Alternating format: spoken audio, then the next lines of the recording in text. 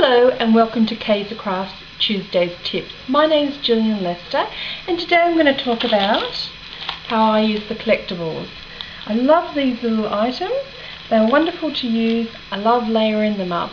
But when I was working in the scrapbooking industry, a lot of people said to me that they didn't like the white edges. And this is how I use them. So for example, this is out of the Curiosity collection. Now on here you'll see there's little nodules under there. So what I like to do is distress them all up. So you can either use your fingernail, or if you have an edge distresser, use that around the edges as such. Just do part of it. So I really like to distress it right up like that. So that's one part done. Then what you can do is using distress inks or ink pads. Then you just ink it right up around the edges. It can get a little bit messy. Voila.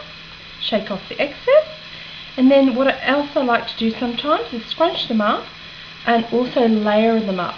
And this is what the Kaiser foam mounting is great for.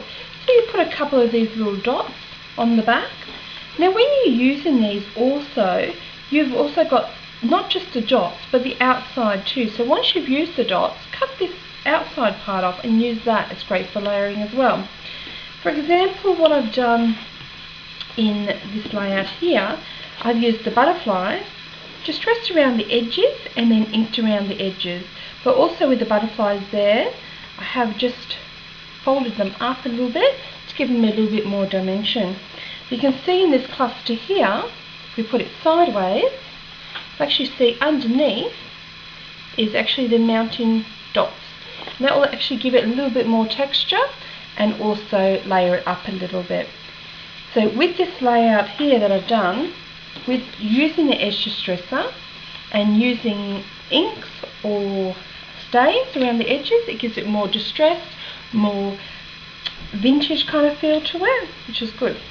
The other thing I like to do, using something like the Tea Party collectible, they've got the lovely white crisp edges on them. Now this is great for using things like glitter glue. Okay, so what I've actually done and what I do, don't worry about distressing them. I just usually get the glitter glue and just using it to go around the edges. Like so. So don't worry if it gets onto the mat as such. Just wipe it off. No problem.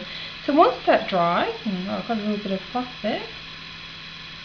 So once that dries, it's going to look like this.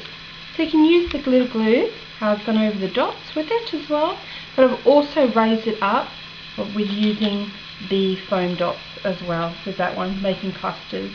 So you can see here around the outside of the flowers, bring the flowers a little bit to life.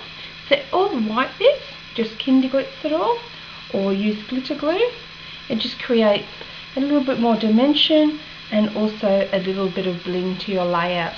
So I hope you've learned something today, and thank you very much. Bye bye.